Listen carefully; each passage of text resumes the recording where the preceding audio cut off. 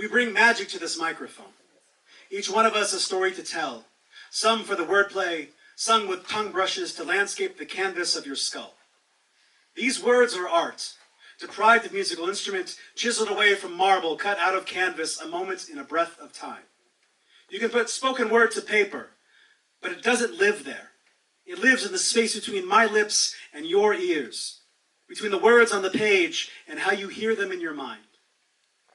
We say, fuck linear time, but read a poem backwards and derive a meaning from it.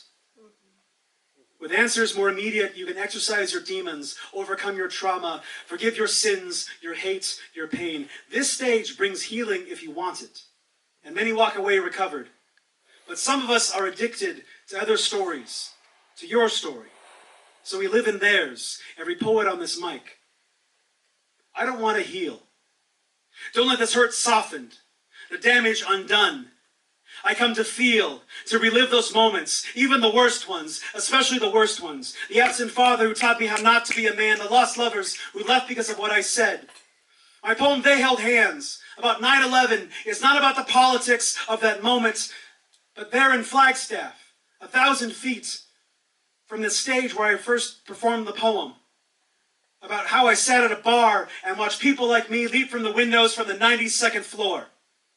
They will never hear that poem, no matter how many times I perform it. They will never stop their fall, never gain wings, never touch the earth gently. They fall over and over and over and over, and I can't stop them, no matter how many times I spit that poem. But I read it to go back there, to that day, to relive that horror, to be there. But then, every poem about a dead poet is the same eulogy.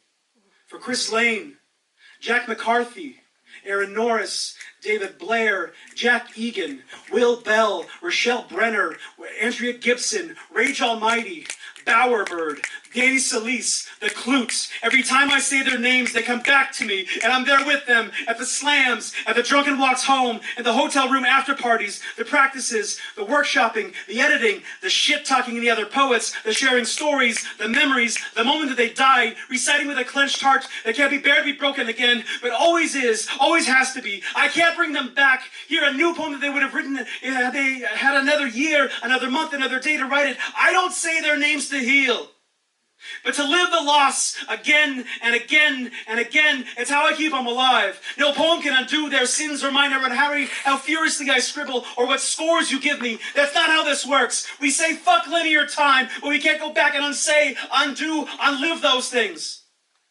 Some poets write for therapy, to forgive, to heal, to be unbroken. I don't. I need this to burn. I need this pain. It's what made me me. It's why I'm here now and not across town drinking whiskey or wine, blissfully healed and happy. I'm here to go back to those places, to relive those moments, to be back in that skin at this moment. That still hurts. If you can make this, feel that with this, that's poetry. All the rest of this is just pageantry and window dressing, pretty packaging that we discard for what's inside. That's why I do this. Why slam is a drug I can't quit. If someone could cure this, cleave, slam, and poetry from my memory, I would refuse it.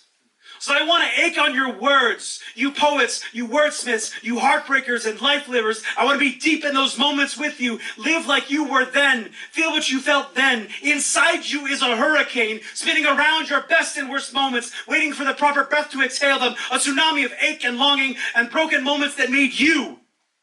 Some of us don't want salvation. Some of us don't want to heal. Some of us just want to burn.